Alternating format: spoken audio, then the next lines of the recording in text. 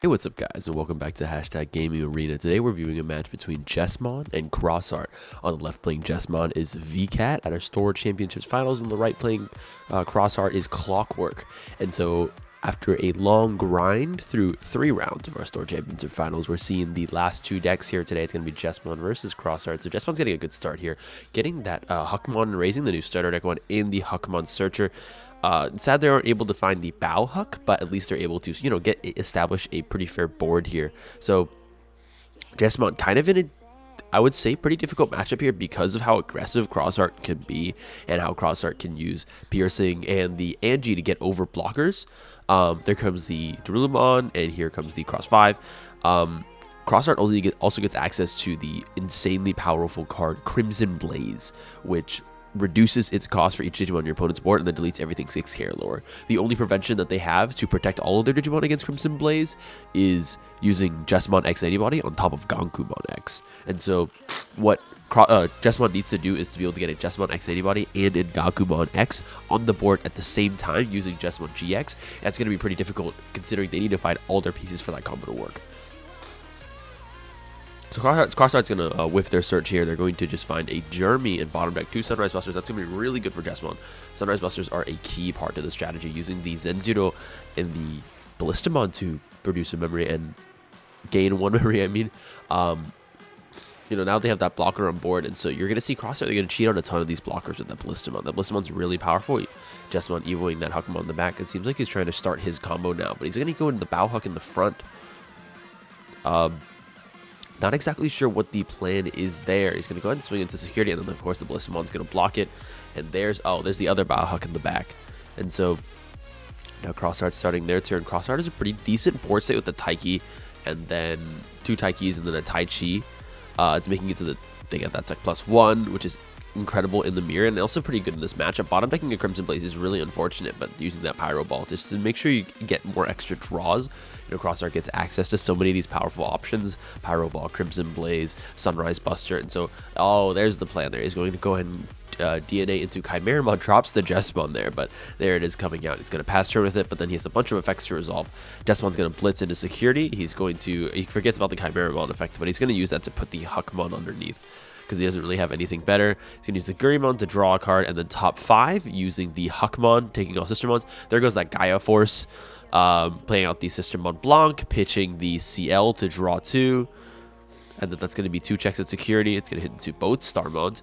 Seeing both Starmons on Jessmon's side is pretty good, because that means that Crossart's probably going to have a hard time finding most of those Starmons. You're going to be missing a piece. And now Jessmon with a pretty decent board state. They have that big stack going on, and they have a Blanc. But it depends on if Crossart's able to start cheating out their stuff. Jessmon doesn't have any blockers, and so using the full cross 5 here, crossing for 0 cost due to the Zenjiro, and now, or +1 to the Zenjiro, and now it's going to swing into security. It's going to have reboot, it's going to have blocker, it's going to have all these things. It's going to be 3 checks in total, hitting to the Sail, the Bow, and then the From Master to Disciple. That's going to bottom deck a Solarmon, sadly. So Solarmon's going to be super necessary during this matchup, and it just depends on if Crossart can finish it off here, looking for that cross 4 and putting some sources underneath. They have the Shaman, they have the Ballistamon, you can see the Darulumon in hand. The question is on if they have that Starmon, but it doesn't seem like they do, dropping the Akari to drop on Darulu and popping the Blanc. And so now, with the Cross 5 having reboot and with Darulumon on board, Jessmon needs to be able to handle both of these threats and be able to eliminate both of them so that they're able to survive this next turn. Seeing the stack come up, stack's going to go ahead and swing using the Jessmon effect to play out that Sistermon CL. See if he's going to go and try for Evo. There it is. There's that Jessmon X Antibody, giving all of his Sistermons +2k DP and also giving his Jessmon Piercing. And so now let's see if Shoutmon Cross 5 is going to block. Because if it does, Shoutmon Cross 5 still gets deleted, and it's still going to get an extra check on security. It's going to go ahead and pop the Darulu with the Bow Huck effect, and here comes the Akari, and that Akari is going to be key in dropping the Darulumon, dropping the Solarmon, just to make sure that they can't Evo cost, and using the Blitz Omni to swing into security. There's the Cross 5. And so now Cross 5 is going to go ahead and save 3 of its sources. It's going to save the Starbonds, the Sparabond, and the Darulumon. And it's almost sure that Shoutmon has some way to kind of cheat out game here. Jessmon does have 2 other blockers in the field right now, and so that's going to be pretty difficult to deal with, but the Akari coming down, pulling out the Darumon to pop the Solarmon, that's going to allow them to start crossing using the Zenjiro to get 1 memory back, and using the Akaris to get more draws in. And so now Crossheart, pretty good state here. One Darulamon able to swing, but he's going to go ahead and use the cross 4 first, grabbing all the sources from the board and from underneath his tamers. And he's at 1 memory here, but he does have the Zenzero, and he does have multiple Taichis on board, which means that he can afford to, instead of unsuspending the Taikis, unsuspend the Zenzero, because he could use those Taikis multiple times, but he can't use the pay 1 every time. So he's going to go ahead and keep swinging, and if that's going to pop, he doesn't necessarily need to unsuspend a Taiki, because he can just unsuspend the Zenzero instead, again, keep gaining that memory. And so here comes the cross 5, and that's going to go ahead and finish out game. So moving on to game 2 here, it's going to be about, that classic Jessmon play. Are they able to create that impenetrable board that Crossheart isn't able to get through? And so not a perfect start for Crossheart here, as they're not able to get that tamer down, not able to get a rookie draw. But that Shoutmon's going to give Jessmon 4 memory. That's theoretically enough memory to go into save your Huckmon and only give Crossheart 1 memory. But so from Master to Disciple, coming out searching the top 3 cards of the deck, and only hits the Huckmon, sadly trashing the Omnimon Blitz and the Gaia Force. But like I said, going into that Savior Huckmon, that's going to pass him 2 here, but it's a pretty decent start from Jesmon.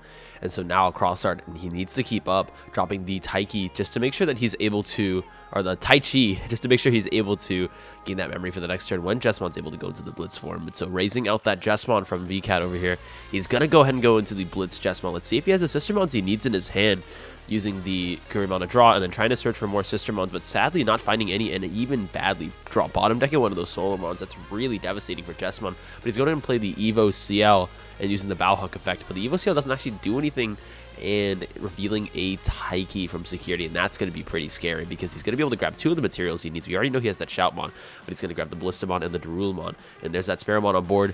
He might have everything he needs besides that Darulamon to start going into cross 4, cross 5, and we don't even know if he has one in hand. So there comes the Sparrowmon swinging for 5k, hitting into the front red memory boost.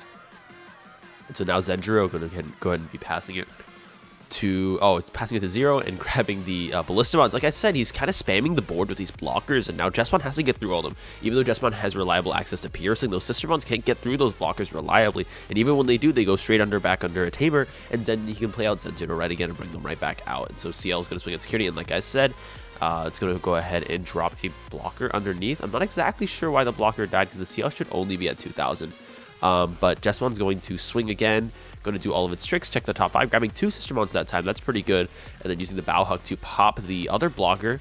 And then the Savior Huckmon's going to play out the Sistermon Blanc, and using Jessmon effect is going to play out another Sistermon Blanc, just to make a board that's really hard to get through for Crossheart. And so now you see Crossheart sitting at more and more of their tamers and getting that search in. And sadly, when you search 2 Digimon, you have to bottom deck one of them, especially if only one of them is a cross 4 or cross 5, or you have to put it underneath one of your tamers. So he's going to take the Akari and sadly put the cross 5 underneath the Taiki. That cross 5 is basically unusable at that point. It's better if it ends up getting popped for whatever reason and dropping that Solar. But now Jessmon has that board we're talking about. It's got 3 Sistermon blocks on it, so for Crossheart to get through it, he has to somehow get rid of all 3 of those, and it has a Solarmon, so he's not able to cross. But we do see that Crimson Blaze in Crossheart's hand. Again, without that Gankumon and the Jessmon X, it's so difficult for Crossheart to be able to get through, or so difficult for Jessmon to be able to survive through all these checks. And so again, we're seeing that more Ballistamon coming out. We're seeing the Ballistamon come out. Zenjiros is gaining the memory, and there it is, Crimson Blaze.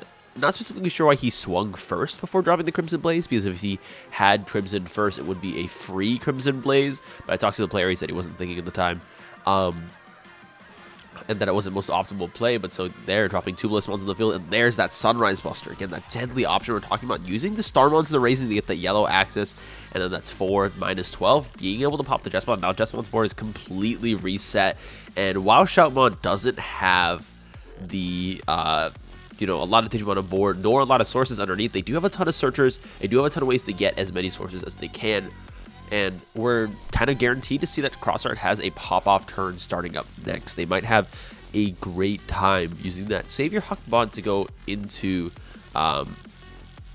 Jessmon. And so now passing him with 3 memory. Let's see what this Jessmon can do, because another combo is coming out using that Bow Hook to pop these pop the Ballistamon, not being able to use that Hugmon for the search, but it looks like they aren't able to play out any Sistermons. It's just going to be one check at security.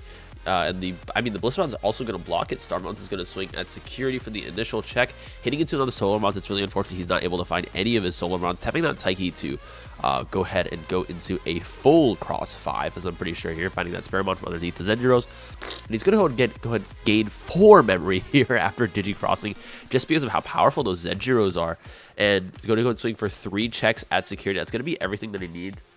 For Master Disciple is going to search the top 3 cards of the deck. I mean, finding that Ganku X at the last second, but to no avail. It doesn't really seem like there's anything you can do here in those last 2, and using Ballistamon to swing for game. Congrats to both players for their stellar performances at our store championships, and congrats to Clockwork for taking the whole thing. Here are both players' deck lists. Again, thank you all so much for watching. Remember to leave a like and comment below if you enjoyed our content. Make sure to leave some comments asking us about these decks, telling us what decks you want to see next, and of course, make sure to subscribe. See you all later.